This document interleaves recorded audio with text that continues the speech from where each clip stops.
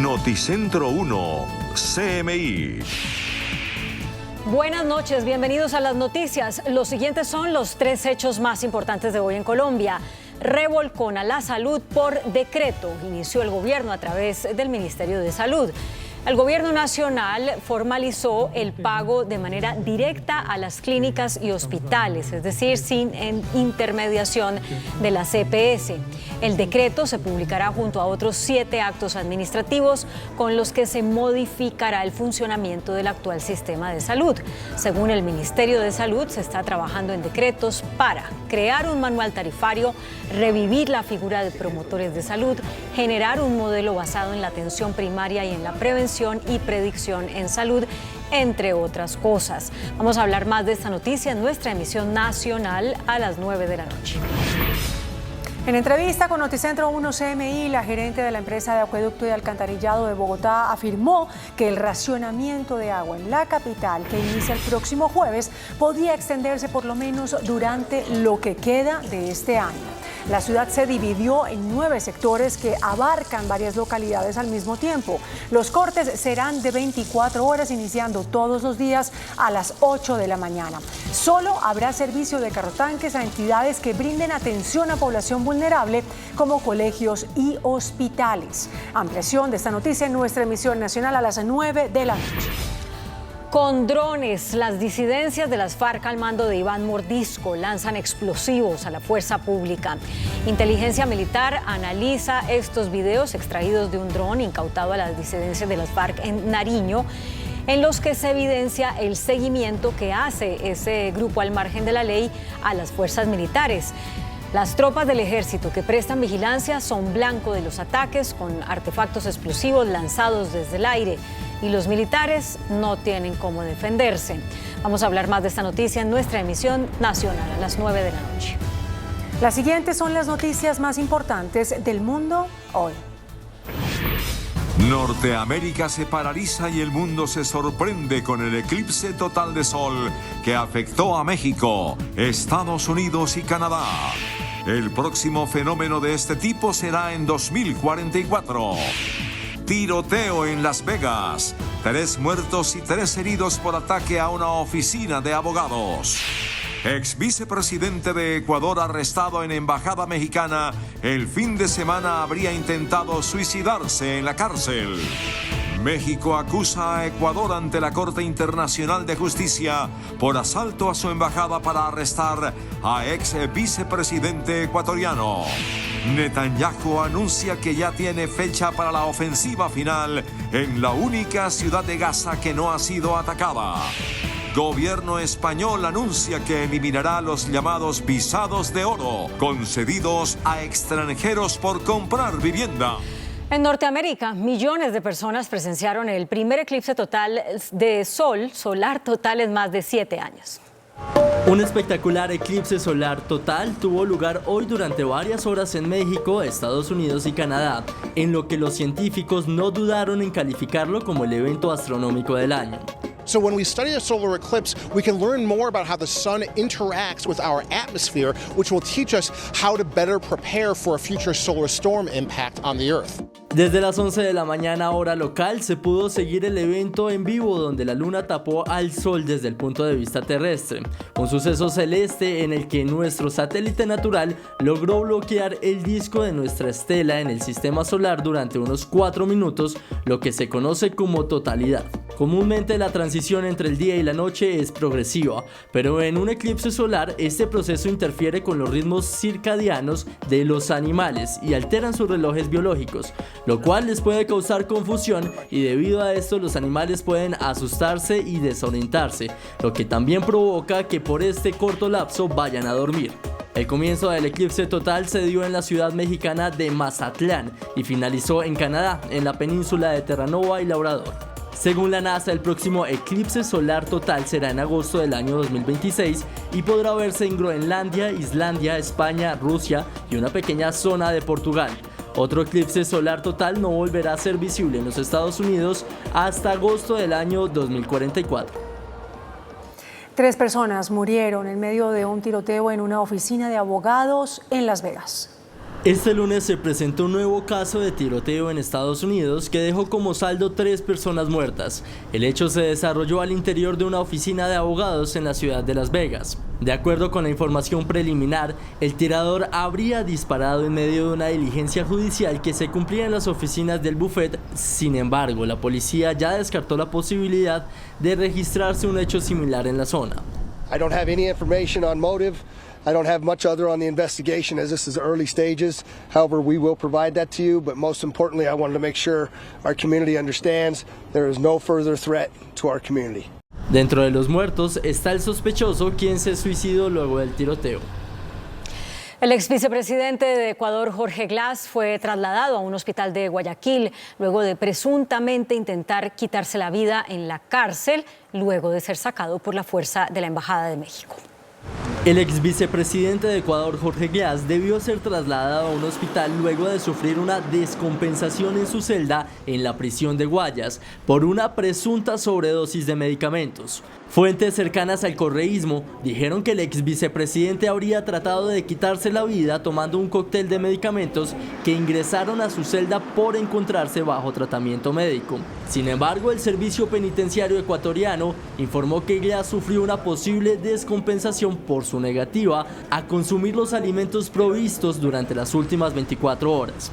El político fue llevado al Hospital Naval de Guayaquil, en donde fue sometido a un lavado estomacal debido a que no reaccionaba a los estímulos médicos. Y el gobierno de México acusó a Ecuador ante la Corte Interamericana de Justicia por la irrupción en su embajada y solicitó condena internacional. Aumenta tensión entre México y Ecuador. El gobierno de Andrés Manuel López Obrador denuncia a la administración de Daniel Noboa ante la Corte Internacional de Justicia por violaciones al derecho internacional, tras la irrupción de las fuerzas de seguridad ecuatorianas a su embajada el pasado viernes 5 de abril. Con el objetivo de detener al ex vicepresidente de Ecuador, Jorge Glass, condenado por la justicia de su país en casos de corrupción, quien se encontraba alojado en ese lugar. No existe ninguna justificación para que las fuerzas de policía hayan irrumpido en la Embajada de México en Ecuador, ni de agredir físicamente la dignidad del personal diplomático. Por su parte, el presidente ecuatoriano Daniel Noboa, por medio de un comunicado, defendió el ingreso a la embajada. He tomado decisiones excepcionales para proteger la seguridad nacional, el Estado de Derecho y la dignidad de un pueblo que rechaza cualquier tipo de impunidad a criminales, delincuentes, corruptos o narcoterroristas. La canciller de Ecuador también defendió las acciones de las autoridades de su país, asegurando que México violó primero la Convención de Viena de 1961, la cual establece la inviolabilidad de las misiones diplomáticas. El primer ministro de Israel, Benjamín Netanyahu, afirmó hoy que ya se fijó una fecha para la invasión israelí a Rafah, en el sur de Gaza.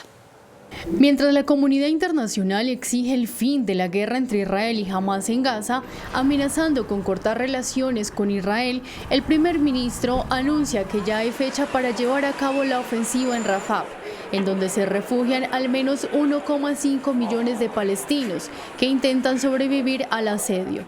אנחנו פועלים כל הזמן להשגת מטרותינו, ובראשן שחרור כל חטופינו והשגת ניצחון מוחלט על חמאס.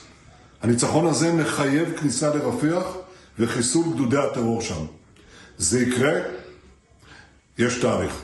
Mientras tanto, la cifra de fallecidos continuará aumentando. Según el Ministerio de Salud gazatí, a la fecha 33.207 personas han muerto, en su mayoría mujeres y niños. El candidato republicano a la presidencia, Donald Trump, luego de meses de ambigüedad, aclaró hoy su posición sobre el derecho al aborto, declarando que las leyes sobre el mismo deberían ser determinadas por cada estado. Por medio de su red social, el expresidente Donald Trump dijo que el derecho al aborto debe dejarse a la decisión de cada gobierno estatal de Estados Unidos, sin llegar a proponer una prohibición nacional y elegir una postura más moderada antes de las elecciones de noviembre. The states will determine by vote or legislation or perhaps both, and whatever they decide must be the law of the land, in this case, the law of the state.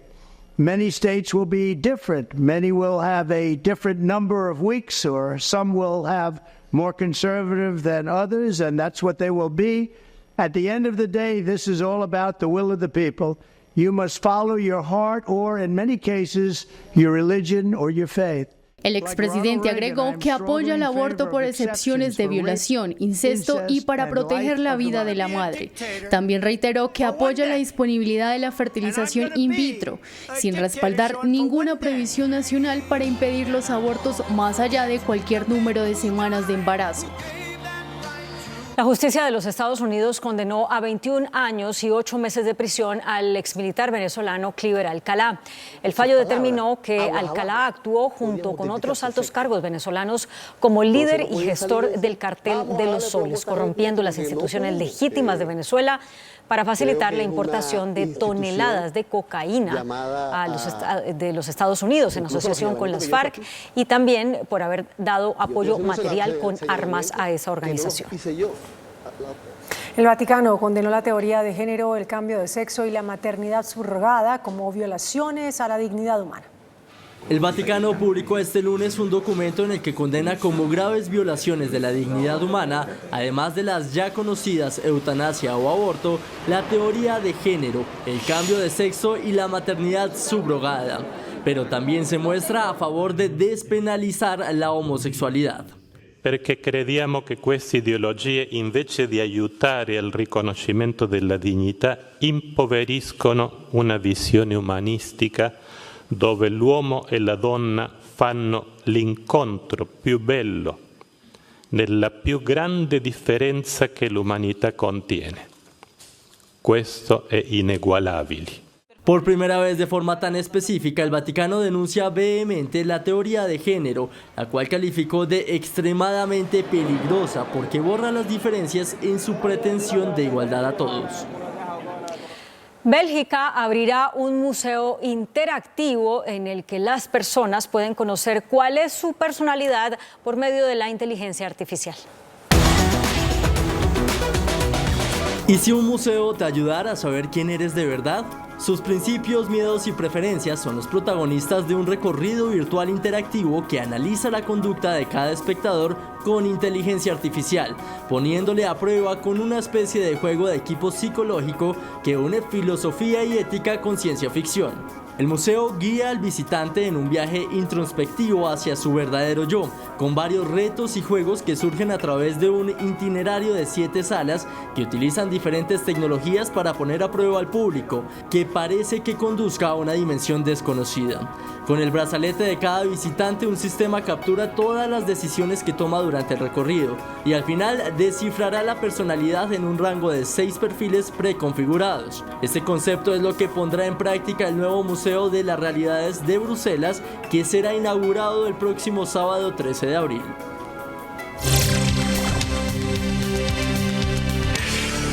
Muy buenas noches, bienvenidos a Entrevista CMI, espacio de nuestro director Yamid Ahmad.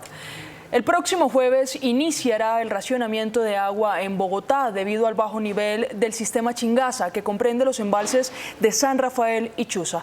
Nos acompaña esta noche la gerente del acueducto, Natasha Bendaño. Gerente, muchas gracias por acompañarnos. Buenas noches, Luisa, y bueno, un saludo a todos los que a esta hora siguen la emisión de Pregunta Yamid.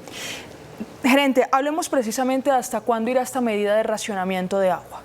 Bueno, esta es una pregunta que depende de dos variables. Por un lado, de la hidrología, y es de qué tanto llueve en el país, y en el país principalmente en las zonas que nos importan para que se vuelvan a llenar o a reabastecer los embalses de Chuza y San Rafael.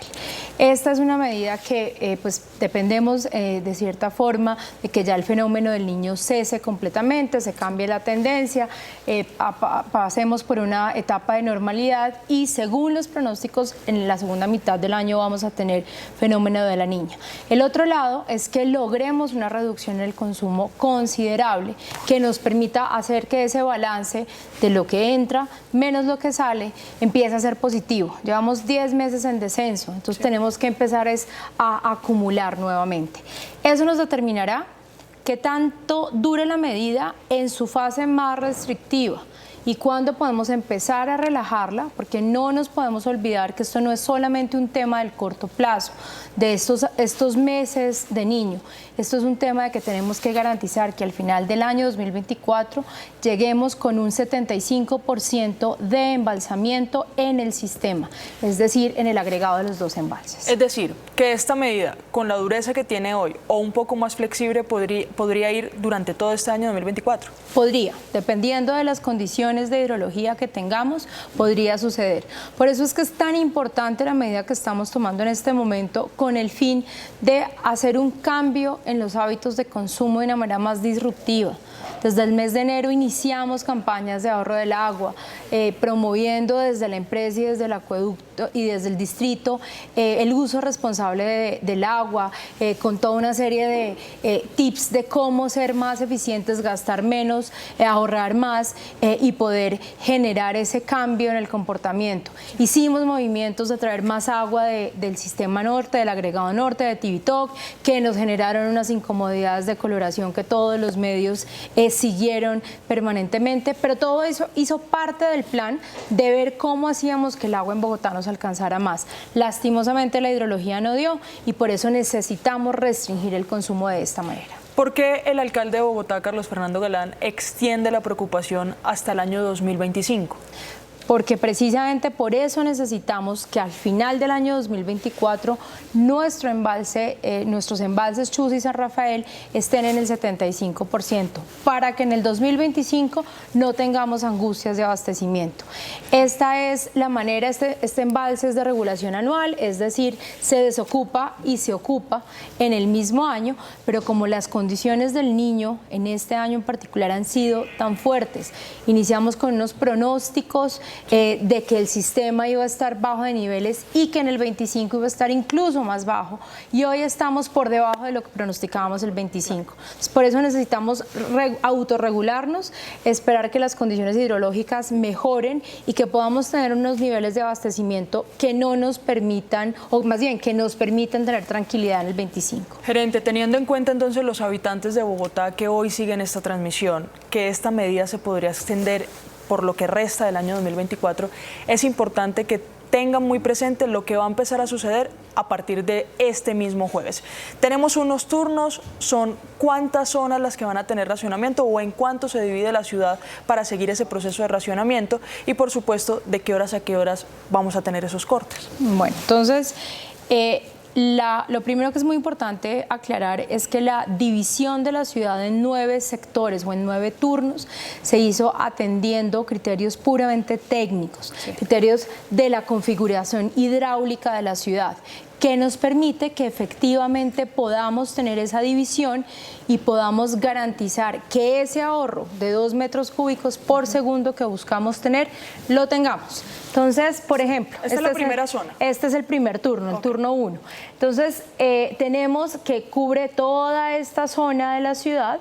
Acá sabemos que tenemos garantizado un poco más de los 2 metros cúbicos por segundo. Hay otras zonas que tienen un poco menos, entonces en promedio logramos compensar y lograr ese ahorro. Sí. ¿Cómo funciona? El jueves 11 de abril a las 8 de la mañana, esta zona se queda sin servicio. ¿Esta zona que comprende qué localidades o qué sectores? Esta es zona que tiene varias localidades, que tiene 10 localidades en total, no la totalidad de las localidades, sino unos barrios de esas dentro de esas localidades. Unos sectores de cada localidad. Unos sectores de cada localidad. Okay. El detalle, tenemos una guía detallada de barrios que se puede consultar en las redes sociales del acueducto, en la página del acueducto, www.acueducto.com.co, en la página del distrito, donde pueden entrar y revisar el detalle de cuál es esa zona. Tenemos, como ven, como no son localidades completas, tenemos unas, unas fronteras, que es importante que las personas que estén cerca de esas fronteras, pues simplemente consulten o ya ahorita vamos a hablar de una herramienta que está habilitando el distrito para que esa consulta sea más fácil y más amigable, pero se puede llamar a la Acualínea 116 y decir, mi zona, mi dirección es esta, estoy en esa zona o no estoy en esa zona. Entonces aquí lo importante es un poquito la operatividad de cómo va a funcionar esto. Sí. El jueves a las 8 de la mañana El turno 1, que es toda esta área que ahí vemos un poquito de Puente Aranda, un poquito de Chapinero, sí, es algo más cercano a los cerros. De Usaquén, efectivamente, son 10 localidades, Antonio Nariño, que están impactadas, no en su totalidad, pero que están impactadas por el turno 1. Okay. Entonces, decías jueves 8 de la mañana. Jueves 8 de la mañana arranca la restricción para esta zona. ¿Eso qué quiere decir? Que a partir de las 8 de la mañana se acaba el servicio por suministro de nuestras tuberías. ¿Hasta cuándo? Hasta el viernes a las 8 de la mañana, que inicia el restablecimiento del servicio nuevamente. Hay unas zonas, las que están más cerca a las válvulas, que van a recibir el servicio un poco más rápido y ahí progresivamente se va a ir generando el restablecimiento en toda la ciudad.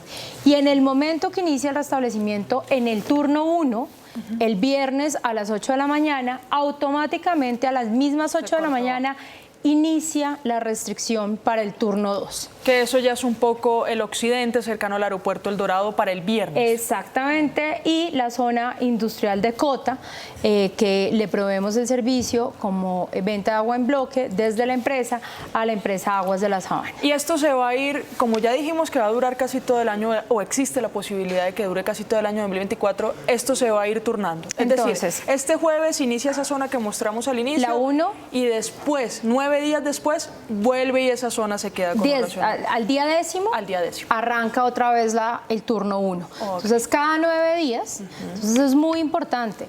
Vamos a tener en Bogotá y en los municipios de la Sabana a los que les vendemos agua en bloque o prestamos el servicio, una vez cada 9 días, restricción. El 10º día vuelve y arranca el turno 1 y vuelve y sigue la secuencia de los turnos. Esa es 24 horas.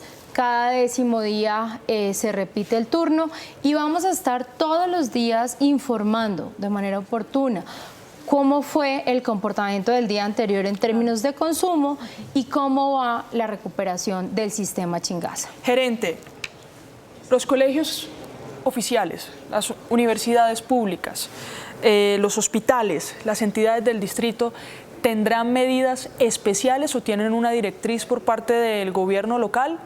¿O funcionarán dependiendo de la localidad donde estén ubicadas? A ver, funcionarán dependiendo de la localidad donde estén ubicadas.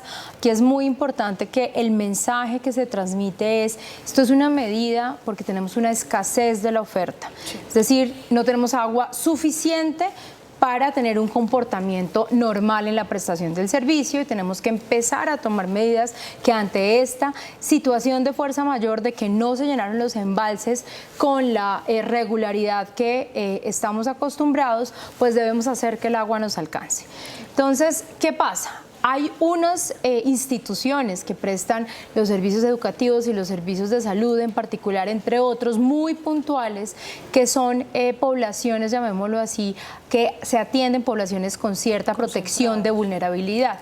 Y esas instituciones hemos hecho un trabajo en el distrito con la Secretaría de Integración, con la Secretaría de Educación, con la Secretaría de Salud, para que esté identificado claramente cuál es esa infraestructura de almacenamiento que por norma deben tener, cuál es el estado de esa infraestructura y que obviamente si por alguna razón es insuficiente o durante la hora de restricción del respectivo grupo se les acaba el agua, pues poderlos reabastecer con carrotanques, pero solamente a esas instituciones que atienden a esa población vulnerable. Si esas instituciones no cumplen o no son lo suficientemente atentas a lo que está pasando en Bogotá en cuanto al racionamiento de agua, es muy probable que se puedan tomar medidas como clases virtuales, teletrabajo o algo parecido. No se ha dado esa discusión, obviamente es una discusión a nivel del distrito, de las secretarías del distrito.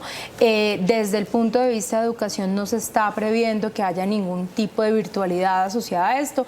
Esto es de alguna forma una medida de llamado a conciencia de todos los ciudadanos. Aquí sabemos que a uno le dicen van a cortar el agua 24 horas, pero entonces empezamos a entenderlo mejor. Son 24 horas, pero cada 10 días. Usted va a tener tiempo de ajustar y de organizarse para entender cuál es realmente la cantidad de agua que necesita y que necesitamos que mantenga ese patrón de ahorro permanentemente, porque aquí la situación es crítica y es de poder avanzar en garantizar que el agua nos dure. Utilicemos estos días de aquí al jueves. Empecemos a cambiar los hábitos de consumo y a medir realmente cuánta agua necesitamos en nuestros hogares. Hagamos una especie de simulacro de abastecimiento en ausencia del agua de la llave y empezar a ver, lo decíamos esta mañana, llévese una jarra de agua al baño con un vaso y lávese los dientes con el vaso y ahí va regulando cuánto necesita. No es necesario de pronto que tenga 3 baldes guardados y con uno le alcanza. Y lo más importante, cuando le vuelvan a restablecer el servicio, no coja el agua que le sobró y la bota. No, úsela para los baños, úsela para la lavadora, porque aquí el tema es de no desperdiciar agua. Cada gota es importante y cada gota cuenta. Pues bueno, gerente, muchas gracias por acompañarnos esta noche. Tener en cuenta entonces, televidentes, las páginas oficiales del distrito, del acueducto de Bogotá, las redes sociales y por supuesto, gerente Chatico, que va a empezar a funcionar desde el miércoles. Gracias por acompañarnos esta noche. Bueno, muchas gracias a ustedes y aquí atentos para que esta medida nos ayude a ahorrar agua a todos.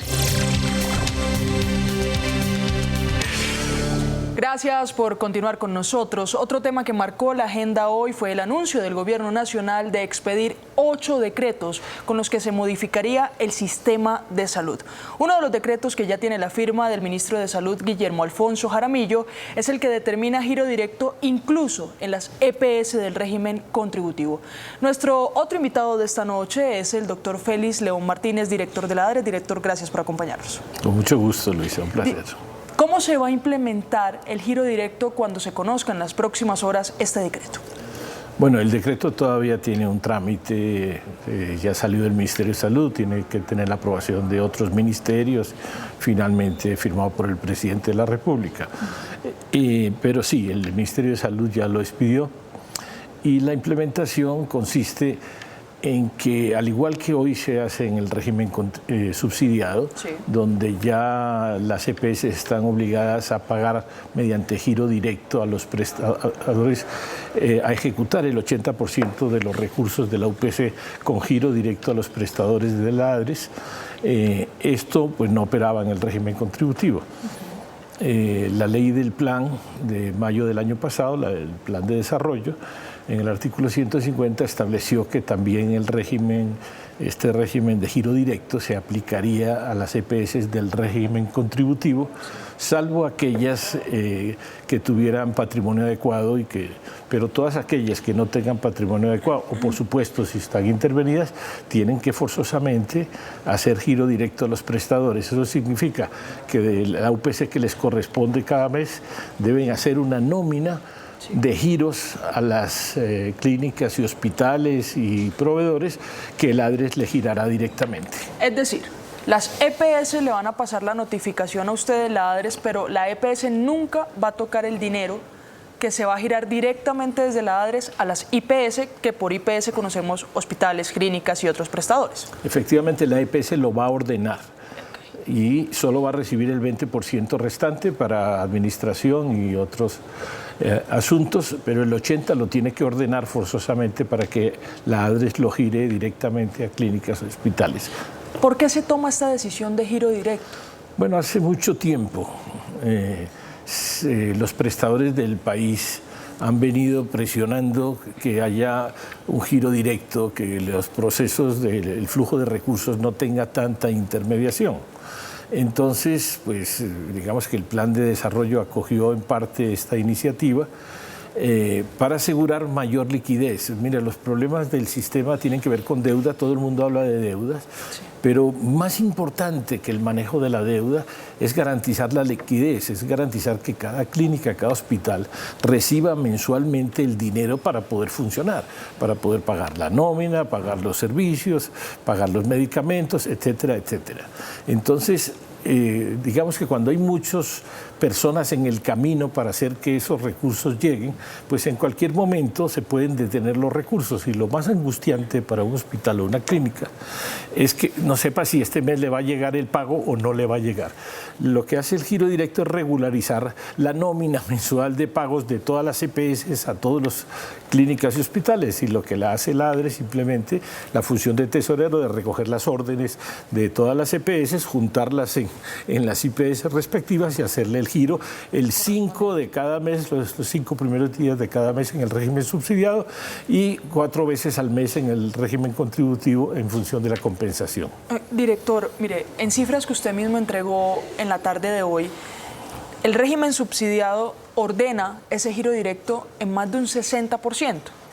El régimen contributivo, contrario al subsidiado, solo realiza u ordena el giro directo en un 7%. Correcto. Usted está hablando de un 80%, ¿ese 80% es para todas las EPS? La norma en el régimen subsidiado es 80%. Sí. El problema está en que un número importante de afiliados, 6 millones de afiliados del subsidiado fueron entregados a EPS del régimen contributivo que no cumplían esta obligación de giro directo. Estos 6 millones van a quedar en la obligación de giro directo. Las EPS del régimen contributivo que no tenían obligación de hacer giro directo, ahora tendrán que hacer giro directo salvo que estén en perfecta condición financiera, en cuyo caso, como lo establece el plan de desarrollo, no estarán obligados, pero también pueden hacerlo voluntariamente.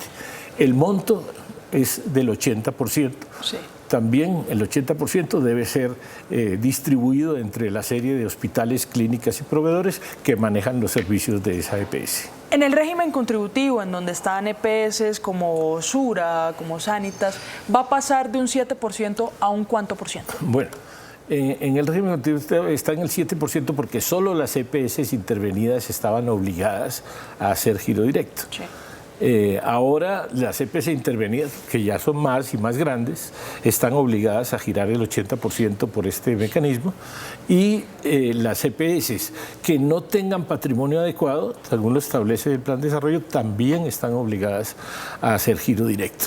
Solamente aquellas que no tengan ningún problema financiero pueden voluntariamente hacerlo o no hacerlo. Es decir, pongámoslo en porcentaje, director. Estamos en un 7, en 2, 3 meses, ¿en cuánto porcentaje de giro directo en ese régimen contributivo vamos a tener? Pues yo creo que ascenderemos en 3 meses del 7 al 40, 50%.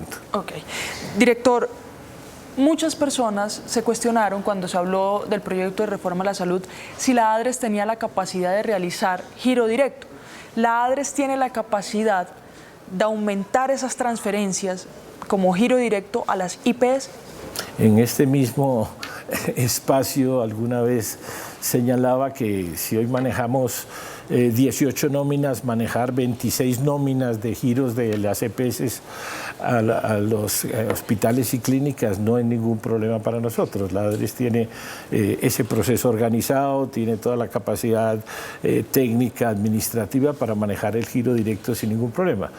Tiene un récord de 50.000 giros diarios y hay 5.000 IPS importantes en el país, de modo que puede girarle todas las veces que quiera al día, o 15.000 si cuentas los consultorios médicos, entonces puede girarle 3 veces al día todo. Mire, director, esta decisión la motivó, usted lo decía, tal vez los problemas de liquidez que hay en el sistema, algunas deudas que se tienen con los prestadores, que para un informe que sacaban el año pasado eran cerca de 16 billones de pesos. Pero ¿qué tanto tiene que ver lo que ustedes han denunciado de pérdidas o de irregularidades de algunos dineros que fueron girados a las EPS y que según ustedes no están argumentados en el gasto? Bueno, no, motivaciones hay muchas, pero creo que en alguna forma durante los últimos años ya ha venido surgiendo una serie de manifestaciones de los prestadores exigiendo mayor oportunidad y prestaciones. Durante 20 años el tema de flujo de recursos oportuno a las clínicas y hospitales ha sido un debate en el sistema de salud y se han hecho, digamos, normas sucesivas tratando de garantizar.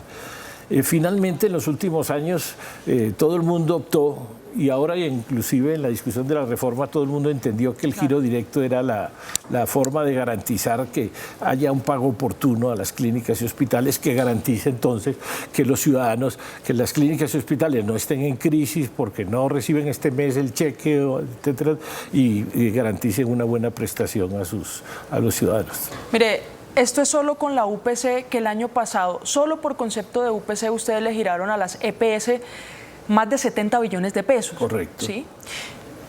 Este giro directo son solo por recursos de la UPC, que es la unidad que ustedes giran por cada afiliado que tiene la GPS, o también tiene que ver con presupuestos máximos, que son todos esos servicios que están por fuera del plan de beneficio, que son servicios especiales o para enfermedades específicas? No, el decreto incluye el giro directo de presupuestos máximos y no al 80, sino al 100%. Okay. Todos los recursos de presupuestos máximos, las EPS deben decir a qué proveedor de medicamentos especializado, a qué centro especializado gira esos recursos. Para evitar lo que pasó con Sanitas y uno de los gestores farmacéuticos. Por ejemplo. ¿Sí? Pues, director, no solo es el giro directo, o sea, déjeme preguntarle también por el resto de decretos, porque aunque ustedes han dicho que no se trata de implementar una reforma a la salud vía decreto, pues los decretos tienen temas fundamentales que proponía el proyecto, y es, por ejemplo, está el giro directo del que ya hablamos, pero también está un proceso de movilidad entre afiliados de EPS y de régimen a régimen, o sea, régimen contributivo a régimen subsidiado, pero también se revive a través de un decreto el tema de los promotores de salud, que en algún momento fueron más de 14,000.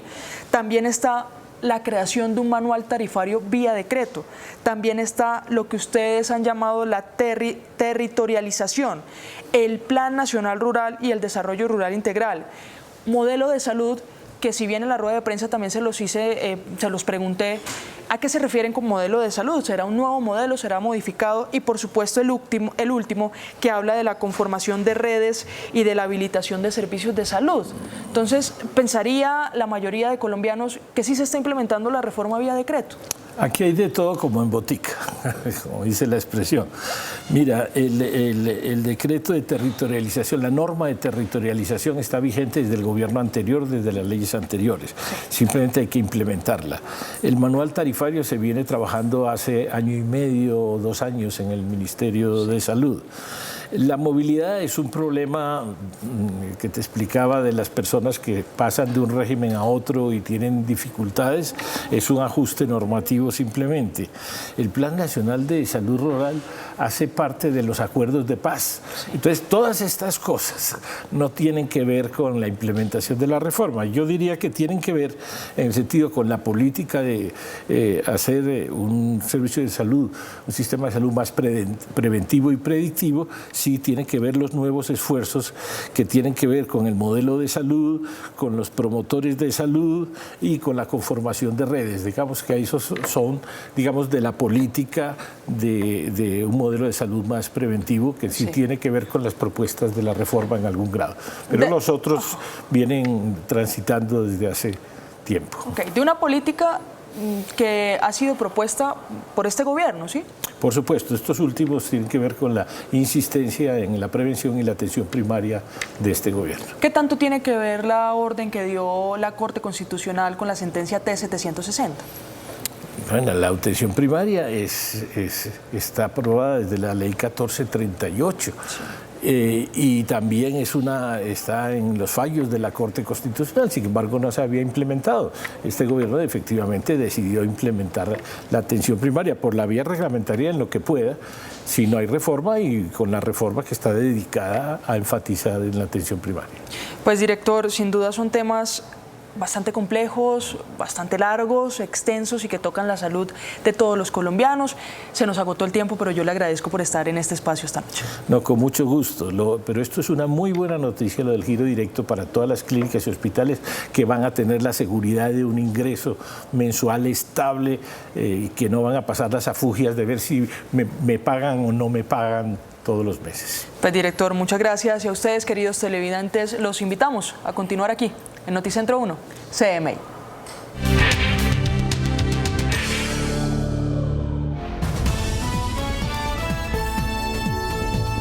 Noticentro 1, CMI. Revolcón al sistema de salud por decreto. Gobierno pagará directamente a clínicas y hospitales servicios prestados a pacientes. Se acaba la intermediación financiera de la CPS. Nuevo modelo prioriza la atención preventiva para evitar todo tipo de enfermedades. Habrá una guía de tarifas para los servicios de salud que se prestan a los pacientes. Fiscalía investiga posibles malos manejos de recursos del sector salud. Contraloría investiga posible desvío de recursos de la salud por 9 billones de pesos. Racionamiento de agua en Bogotá arranca el jueves. Se prolongaría por un año, dice gerente del acueducto. Así se aplicarán los cortes de agua por 24 horas en 10 sectores de la capital. Mañana nuevo cara a cara entre los presidentes Gustavo Petro y Nicolás Maduro.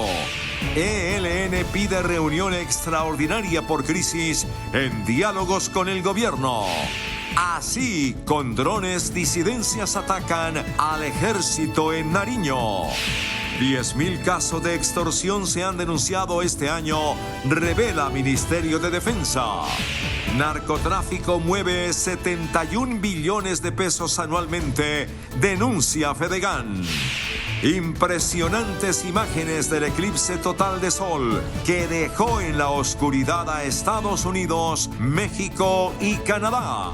Iniciamos nuestra segunda hora de noticias. Por decreto, el gobierno formalizará la eliminación de la intermediación financiera de las EPS en el sistema de salud. El director de la Administradora de Recursos del Sistema de Salud, Félix León Martínez, anunció que habrá un pago directo a clínicas y hospitales por todos los servicios que prestan a los afiliados al sistema de seguridad social.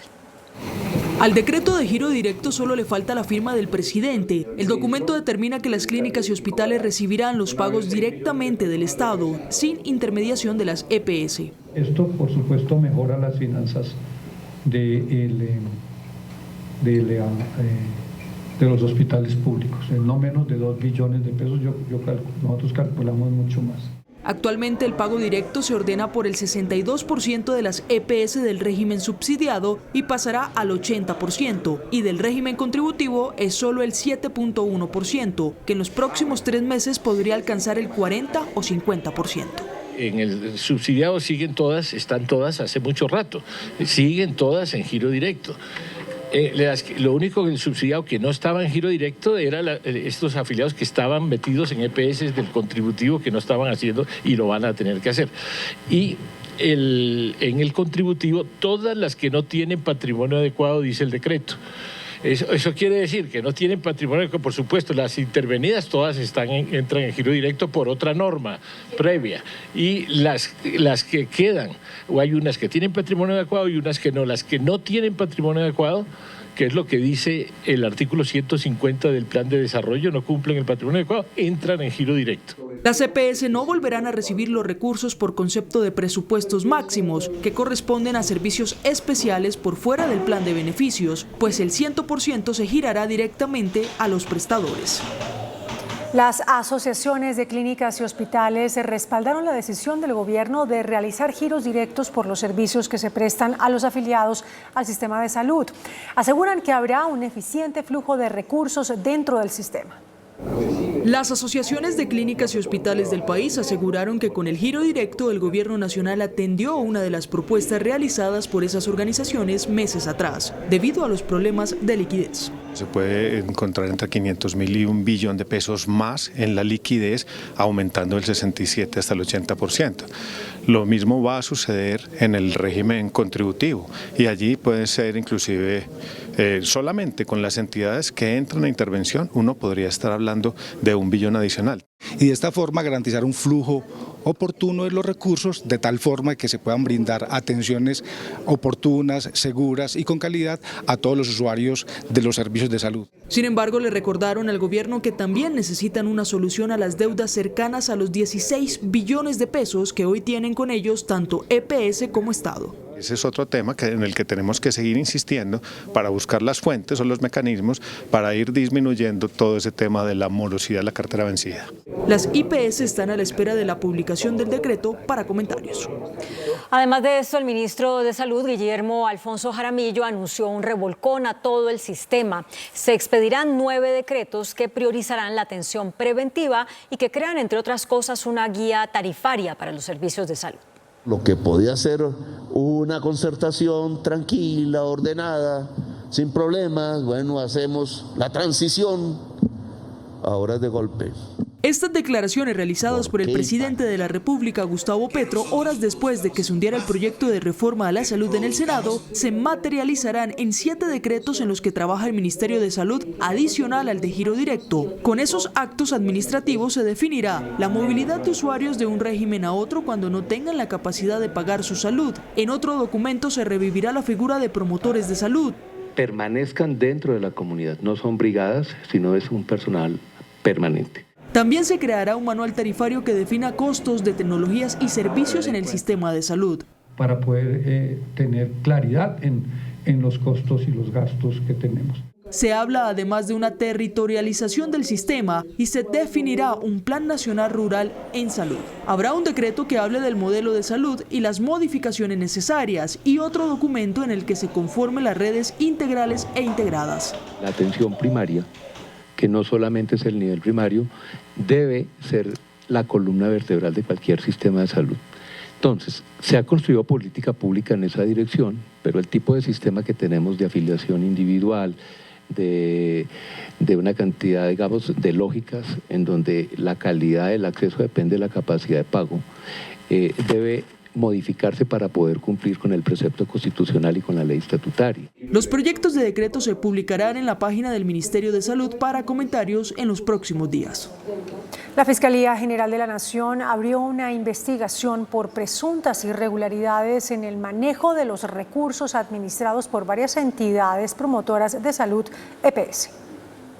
La investigación ordenada por la fiscal Luz Adriana Camargo se refiere a presuntas irregularidades en las que habrían incurrido algunas EPS sobre los recursos de la Unidad de Pago por Capitación UPC, que son aquellos recursos que el Estado paga anualmente a las EPS por cada uno de sus afiliados. La investigación la abrieron al término de una reunión con el defensor del pueblo, Carlos Camargo, en la que el contralor en funciones, Carlos Zuluaga, presentó un informe sobre supuestas irregularidades por 9.2 billones de pesos que detectó su organismo en 18 EPS. Fuentes en el ente acusador advierten que la investigación se abrió exclusivamente con la información que entregó el contralor Zuluaga. Y ante este anuncio hecho por la Fiscalía, la procuradora Margarita Cabello dijo que se revisará la información para determinar si hay mérito para abrir una investigación en materia disciplinaria por malos manejos de los recursos del sector salud. Luego de conocerse la denuncia de la Contraloría, en la que 18 EPS habrían desviado 9 billones de pesos, la Procuradora General Margarita Cabello dijo que está a la espera del informe para iniciar las actuaciones que le corresponde al Ministerio Público. En caso de que observemos que algo de eso está ocurriendo, miraremos qué clase de entidades son y si son sujetos disciplinables nuestros por estar manejando dineros públicos, y en ese caso nos tocaría analizar la situación, si hay lugar o no a la apertura de algún tipo de indagación o investigación disciplinaria. Dijo que la investigación al superintendente de salud Luis Carlos Leal ha avanzado con rapidez y confirmó que se pidieron nuevos expedientes que muy pronto permitirán comunicar decisiones que determinarán si el funcionario cometió o no una falta disciplinaria en la intervención de Sanitas y la nueva EPS. Las declaraciones fueron entregadas durante una visita a la central Hidroituango, donde se confirmó que actualmente las 4 turbinas producen cerca de 1.010 megavatios hora, una cifra significativa en medio del fenómeno del Niño. El contralor en funciones, Carlos Mario Zuluaga, y la fiscal Luz Adriana Camargo anunciaron que se investiga una posible desviación de dineros del sector salud a otro tipo de gastos no previstos en la ley por una suma cercana a los 9 billones de pesos. Las presuntas irregularidades en la ejecución de 9.2 billones de pesos surgen de un análisis que realizó la Contraloría a los estados financieros de los años 2019, 2020 y 2021 entregados por 26 EPS. El informe inicia alertando que las EPS registraron utilidades de 6.8 billones en 2020, de 3.6 billones en 2021 y de 1 billón de pesos en 2022. Y luego cuestiona algunos gastos en los que incurrieron 18 EPS con los recursos de la UPC, de la Unidad de Pago por Capitación, que solo se deben destinar para cubrir las prestaciones del Plan Obligatorio de Salud POS de los colombianos. La Contraloría advierte que se gastaron, por ejemplo, en duplicados de carnés, cuentas por pagar a accionistas, gastos extraordinarios, multas y sanciones y cancelación de créditos. En el informe se habla de irregularidades por 1.7 billones de pesos en la EPS Sanitas, por 1.4 billones en la EPS Emsanar, 1 billón en la nueva EPS, 690.000 millones de pesos en la EPS Sura, 669.000 millones en Salud Total y 491.000 millones en Famisanar, entre otras entidades. Se evidencia un presunto daño al patrimonio del Estado, en razón que parte de los recursos de la UPC y de los presupuestos máximos fueron destinados a actividades, bienes y servicios distintos a la atención del servicio de salud a sus afiliados. Nosotros cerramos el año pasado, abrimos procesos de responsabilidad fiscal por más de 77.000 millones de pesos y en total tenemos aperturado procesos hoy que suman más de 500.000 millones de pesos en el histórico que lleva la Contraloría, pero seguramente una vez liberemos los informes recientes de las actuaciones, esta cifra va a crecer considerablemente. Este jueves arranca el racionamiento de agua en Bogotá. Los cortes se prolongarán por espacio de 1 año, según la gerente de la empresa de acueducto, Natasha Mendaño. Es decir, que esta medida, con la dureza que tiene hoy o un poco más flexible, podría ir durante todo este año 2024. Podría, dependiendo de las condiciones de hidrología que tengamos, podría suceder. El sector 1 que tendrá restricción el jueves 11 de abril irá desde la calle 116 hasta la calle 44 Sur, entre las carreras 68 y la carrera segunda. El sector 2 irá desde la calle 98 hasta la calle 24, entre la carrera 68 y los límites con el río de Bogotá, bordeando el Aeropuerto Internacional El Dorado. También habrá restricción en el municipio de Cota. El sector 3, que tendrá restricción el sábado 13 de abril, será desde la calle 95 hasta la calle 201, entre la autopista norte y la carrera 91. El sector 4, que tendrá restricción el domingo 14 de abril, comprende la mayoría de barrios de la localidad de Bosa más cercanos al límite con el río Bogotá, también la parte baja de la localidad de Ciudad Bolívar, hasta llegar a la localidad de Tunjuelito, tomando algunos barrios de la localidad de Kennedy. El sector 5, que tendrá restricción el lunes 15 de abril, comprende los límites del oriente de la ciudad, abarcando las partes altas de localidades como Ciudad Bolívar, Rafael Uribe Uribe, San Cristóbal y Santa Fe, hasta la avenida Caracas. El sector 6, que tendrá restricción el martes 16 de abril, será la parte occidental de la localidad de Suba, abarcando gran parte de ese sector, y también el municipio de Soacha en su totalidad. El sector 7 tendrá restricción el miércoles 17 de abril. Irá desde la calle 26 hasta la avenida 1 de Mayo, entre la carrera 68 y los límites del distrito, abarcando toda la localidad de Fontibón y los municipios de Funza, Madrid y Mosquera. El sector 8 irá desde la calle 193 en el sector nororiental de la ciudad hasta la calle 11 Sur, abarcando las partes altas de localidades como Chapinero, Usaquén, San Cristóbal y Santa Fe. Y también habrá restricción en gran parte de la localidad de Kennedy, especialmente lo que está cercano al límite occidental de la ciudad. El sector 9 tendrá restricción desde la calle 245 hasta la calle 170, entre las carreras séptima y carrera 107. También habrá restricción para los municipios de Chía, Cajicá, Sopó, Tocancipá y Gachancipá. Con carrotanques de la empresa de acueducto de Bogotá se garantizará el abastecimiento de agua a hospitales, colegios y entidades que atiendan personas vulnerables durante el racionamiento. La gerente de la empresa de acueducto especificó los únicos momentos en los que se dispondrá de carrotanques para el suministro de agua en zonas en las que se tenga corte programado. Y esas instituciones hemos hecho un trabajo en el distrito con la Secretaría de Integración, con la Secretaría de Educación, con la Secretaría de Salud, para que esté identificado claramente cuál es esa infraestructura de almacenamiento que por norma deben tener, cuál es el estado de esa infraestructura y que obviamente si por alguna razón es insuficiente o durante la hora de restricción del respectivo grupo se les acaba el agua, pues poderlos reabastecer con carrotanques. A pesar de que las instituciones de atención también deben acogerse a la medida, podrán disponer del servicio adicional en caso de que se queden sin suministro del que previamente hayan almacenado. Son 24 horas, pero cada 10 días. Usted va a tener tiempo de ajustar y de organizarse para entender cuál es realmente la cantidad de agua que necesita y que necesitamos que mantenga ese patrón de ahorro permanentemente, porque aquí la situación es crítica y es de poder avanzar en garantizar que el agua nos dure. Los sectores residenciales sí tendrán que acogerse por completo a los horarios que tengan establecidos para no tener suministro. No podrán acceder a los carrotanques. El 91% del agua que se consume en Bogotá es para uso residencial. Esa es la razón por la cual el distrito ha empezado a adoptar medidas de ahorro en las actividades cotidianas de los hogares.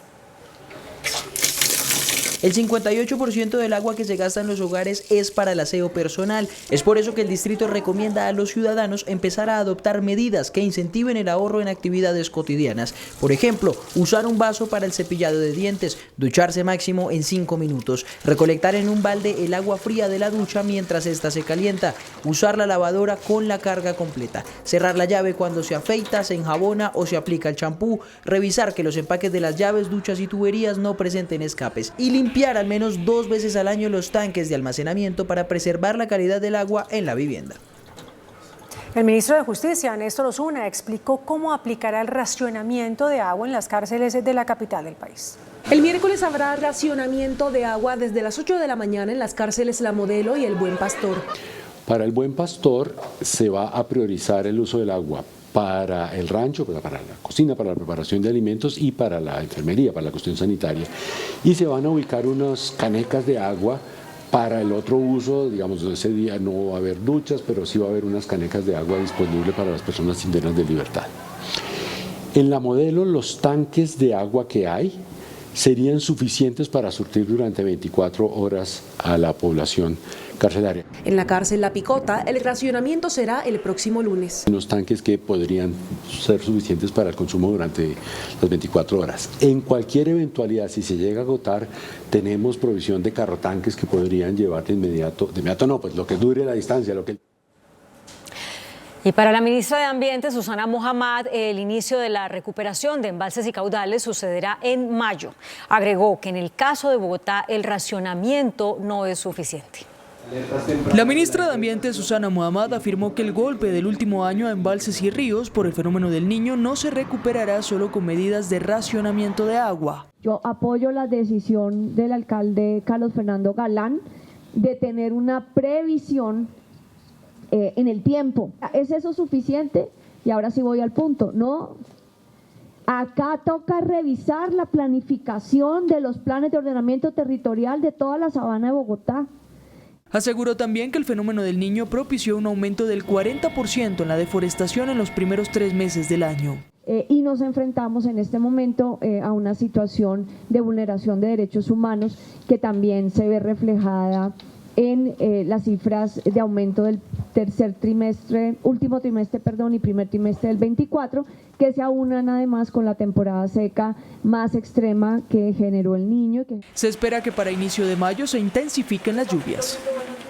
La directora de la Unidad de Planificación Rural, Claudia Cortés, aseguró que la sequía no está afectando la oferta de alimentos ni el abastecimiento de los mismos. En línea con los datos entregados por el DANE en materia de inflación, la Unidad de Planificación Rural Agropecuaria reportó estabilidad en la mayoría de los alimentos en las centrales de abastos del país. El fenómeno del Niño no ha logrado afectar los cultivos con excepciones puntuales y la oferta es positiva en la mayoría de productos. Granos, cereales, la panela, quesos, las carnes de pollo y cerdo, además de procesados, bajan de precio. Los productores fueron precavidos y que no sembraron hasta que no tuvieron certeza de las lluvias. La inflación de alimentos pasó en marzo de 0,91 a 0,75%. En abril se mantendría la tendencia a la baja. Abril, como lo ha manifestado el Ministerio de Ambiente e IDEAM, tengamos una normalización en el ciclo de lluvias y por lo tanto esas decisiones de siembra corrijan y se den de tal forma que no tengamos mayores afectaciones en la oferta de alimentos. Los únicos productos que presentaron alzas fueron hortalizas y la papa por demoras en la recolección. Y las compañías aseguradoras comenzaron a pagar las indemnizaciones a los campesinos y productores del campo afectados por la sequía. Más de 10.200 pequeños y medianos productores del campo afectados por la sequía del fenómeno del Niño han sido indemnizados con los seguros que a través de Finagro entrega de manera subsidiada el gobierno a este sector. Tenemos en todos los departamentos, pero principalmente en Cundinamarca y en la costa, son los departamentos más impactados. Tenemos en los cultivos también, que han tenido mayor impacto, han sido café, caña de azúcar, plátano, maíz, aguacate. Las primeras indemnizaciones ya suman más de 3.700 millones de pesos entregadas a pequeños productores de 428 municipios. Mañana habrá un nuevo cara a cara entre los presidentes de Colombia, Gustavo Petro, y Nicolás Maduro de Venezuela. El encuentro se da en medio de las tensiones generadas por las elecciones presidenciales en el vecino país y la falta de garantías para la oposición. En Caracas se llevará a cabo el encuentro entre el presidente Gustavo Petro y su homólogo Nicolás Maduro. La reunión de mañana está antecedida por tensiones y cruces de duros mensajes entre los gobiernos tras la inhabilitación de varios candidatos de la oposición por parte del gobierno venezolano.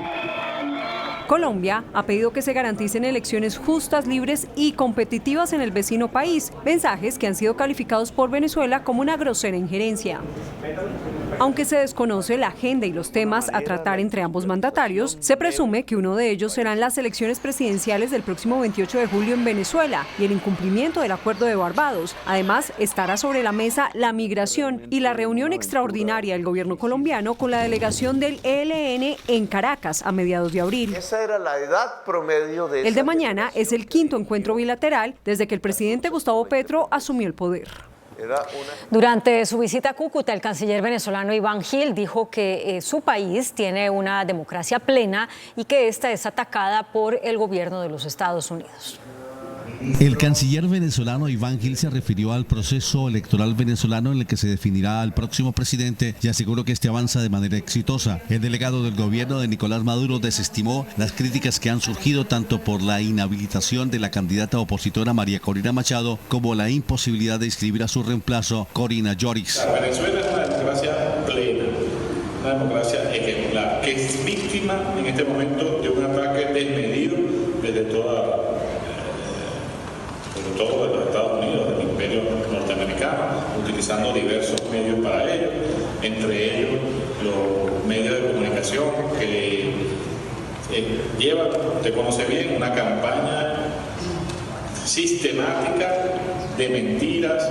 Por su parte, el canciller encargado de Colombia, Gilberto Murillo, informó cómo será el manejo de los 4 puentes internacionales que nos comunican con Venezuela. Este jueves se reabrirá el puente Unión que une a Puerto Santander con la fría Estado Táchira. Pero la idea es que nos responsabilicemos cada nación de uno de ellos y al menos que se pueda extender la circulación hasta medianoche, hasta que se defina y se pueda hacer una apertura completa. Los cancilleres de Colombia y Venezuela estuvieron hoy en Cúcuta, donde participaron de la primera reunión de la Comisión de Vecindad e Integración Colombia-Venezuela.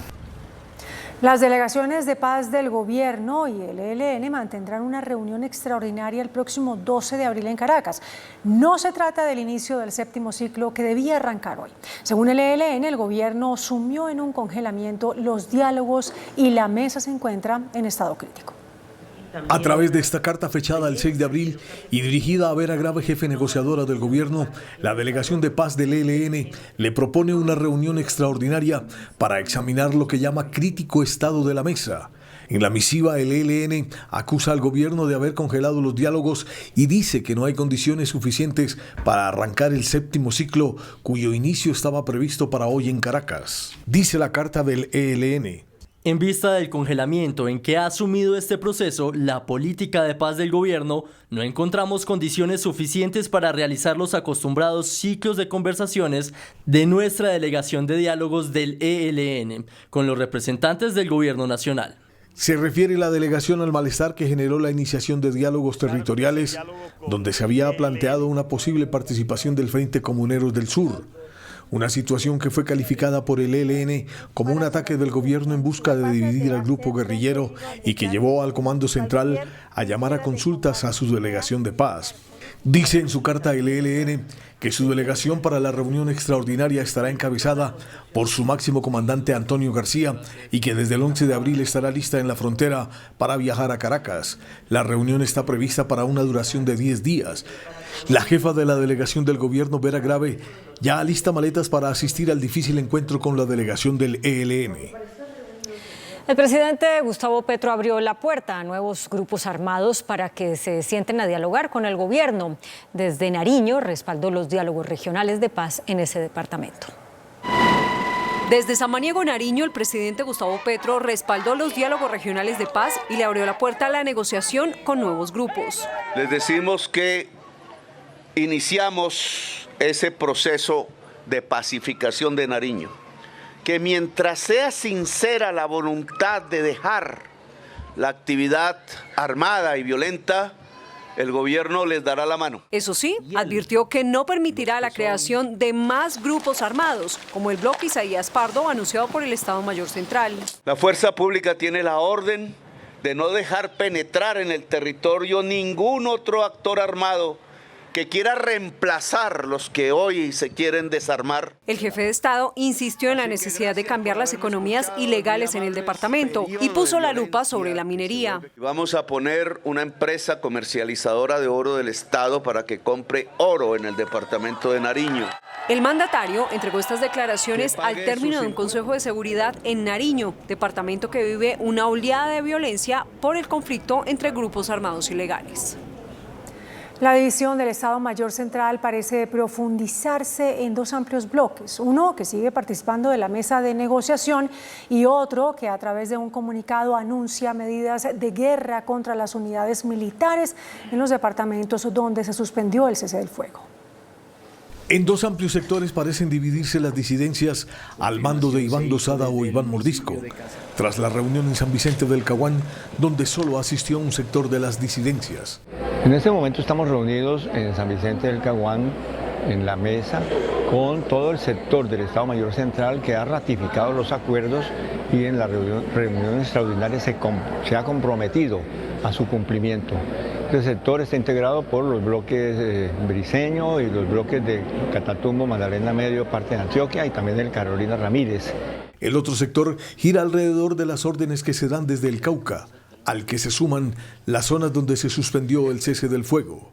Por otro lado están los del Cáucaso suroccidente, donde se suspendió el cese del fuego y que han hecho una declaratoria fuertísima de inicio de acciones militares en esa nueva situación. Iván Lozada o Mordisco, según fuentes consultadas por CMI, está en la mitad de los dos sectores, intentando recuperar su jefatura que en este momento pareciera resquebrajada. Y no sabemos cuál es exactamente la ubicación de Iván Lozada. De modo que podemos decir que estamos en un momento de definiciones, pero la mesa continúa. Según las fuentes, las disidencias están en un proceso interno que puede llevar a una división o a una federación con bloques autónomos.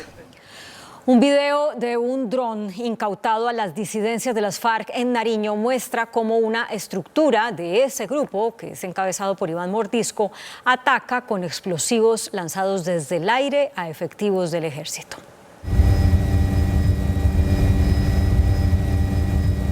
Se conoció el primer video de cómo funcionan los drones que estarían usando las disidencias de las FARC al mando de Iván Mordisco.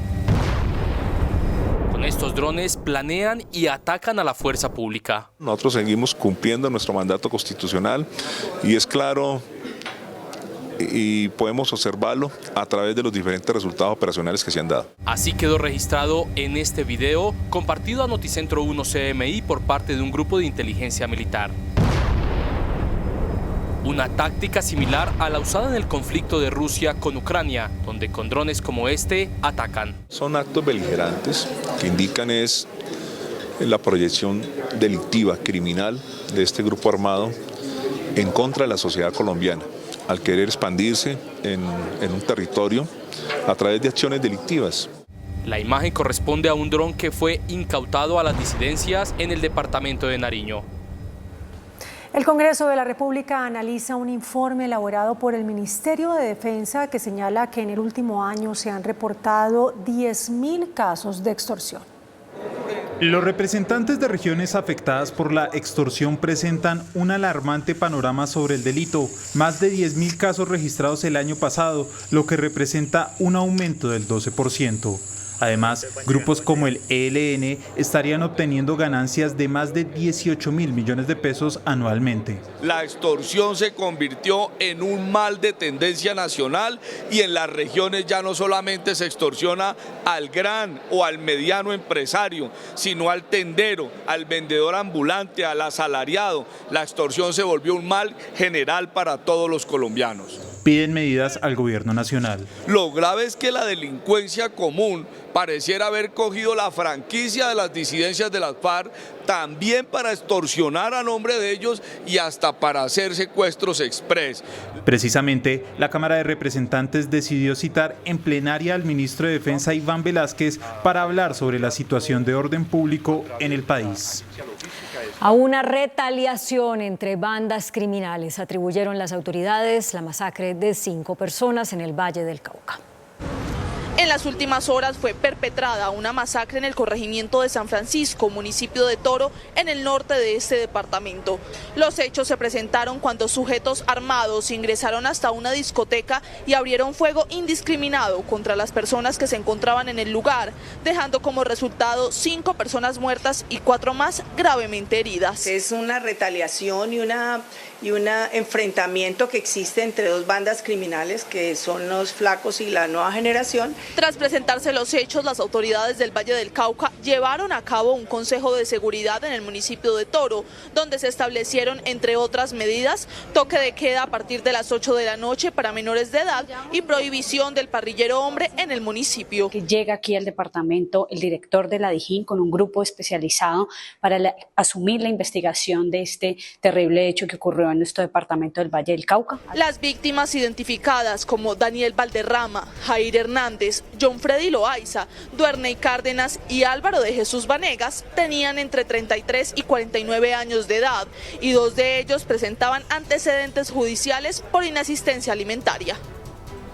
El presidente de la Federación de Ganaderos de Colombia, Fedegan, José Félix Laforí, reveló los resultados de un análisis del gremio, según el cual el narcotráfico mueve anualmente en nuestro país 71 billones de pesos. Más de 200.000 hectáreas. Según el presidente de Fedegan, José Félix Laforí, el narcotráfico ya ejerce control territorial en más de 400 municipios, lo que ha disparado sus rentas. El año 23.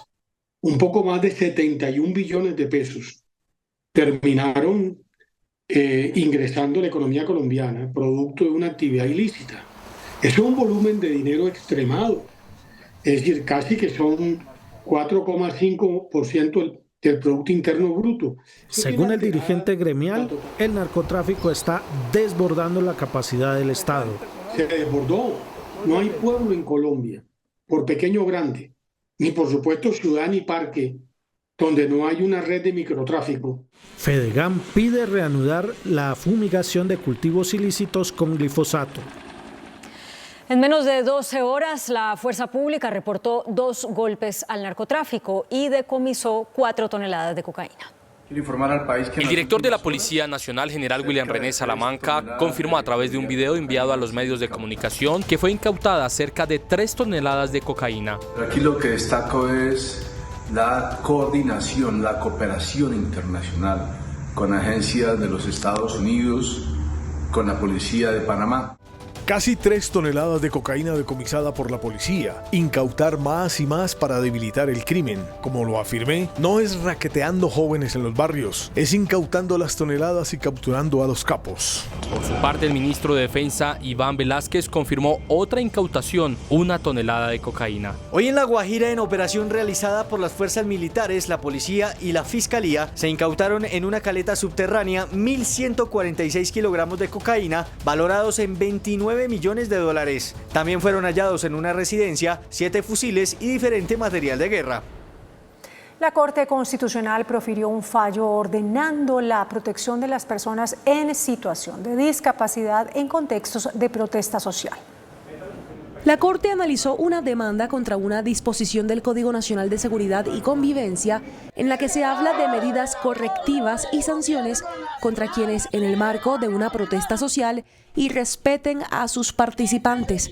El artículo no mencionaba explícitamente el irrespeto hacia las personas en situación de discapacidad que protestan.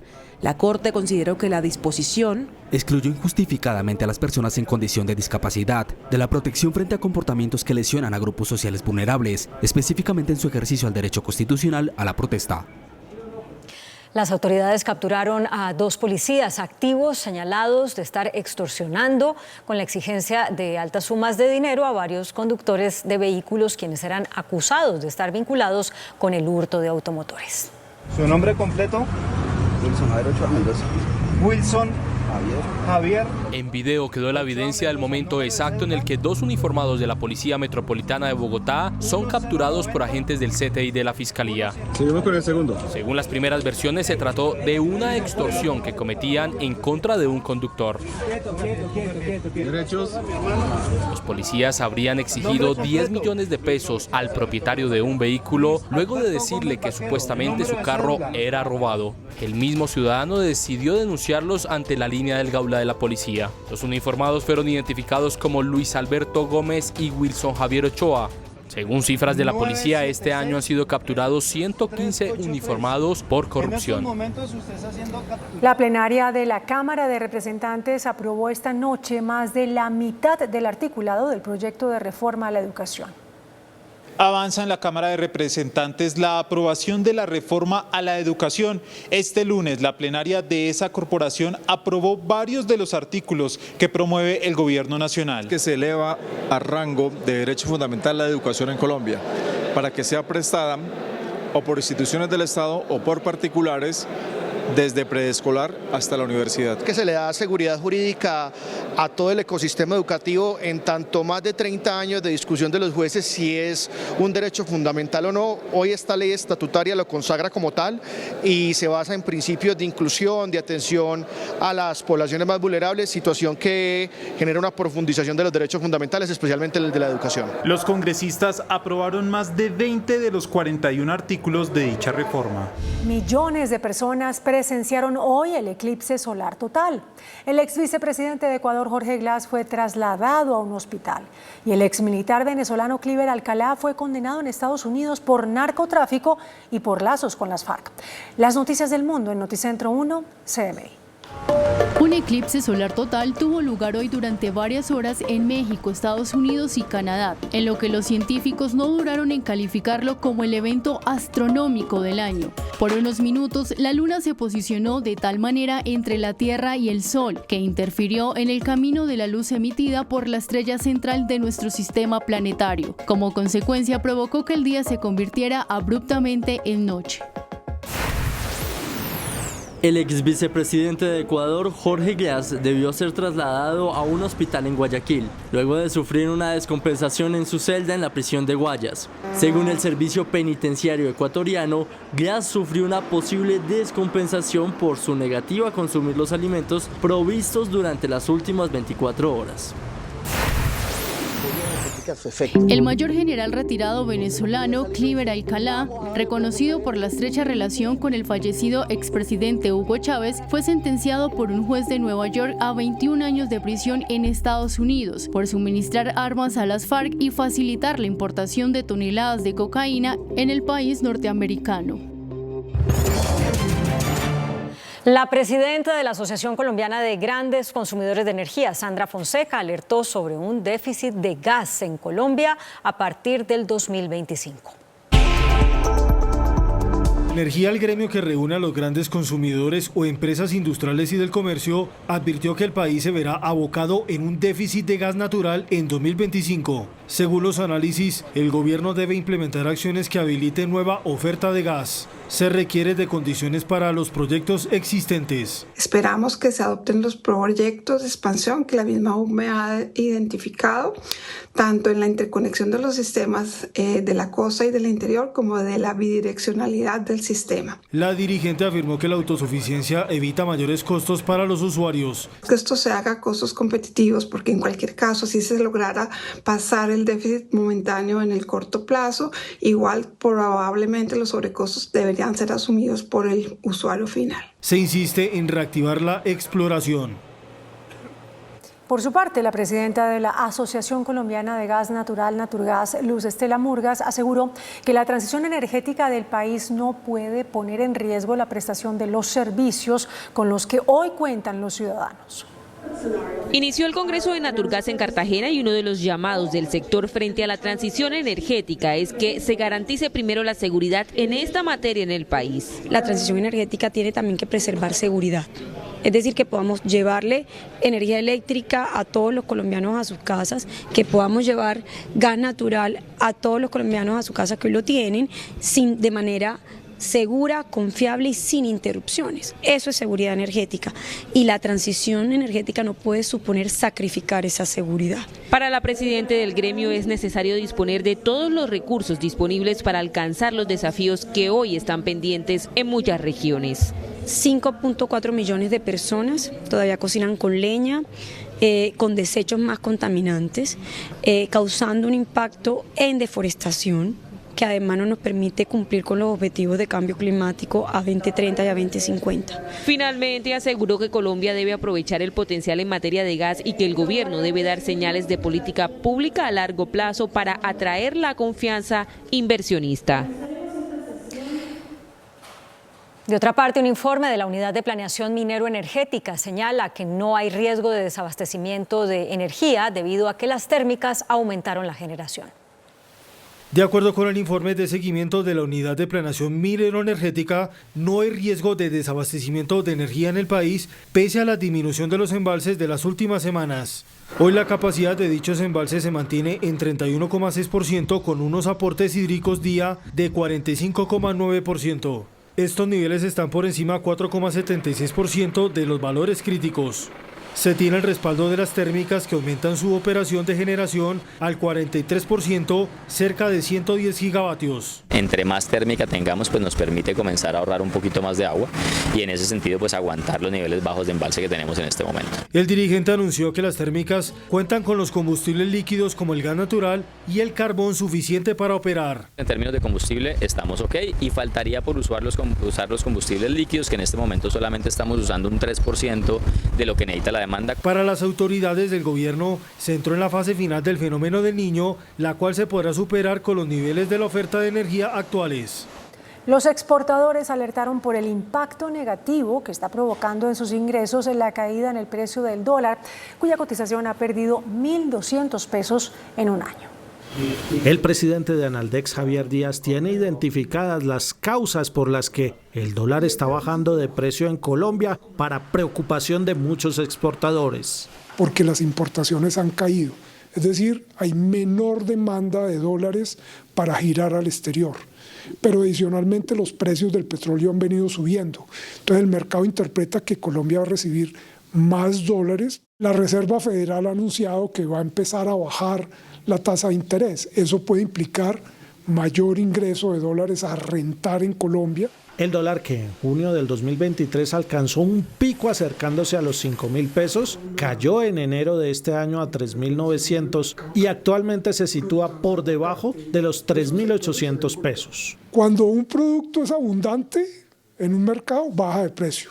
Y frente al tamaño de la economía y a los dólares que requiere la economía colombiana, pues están ingresando más dólares de los que requiere la economía y por lo tanto baja.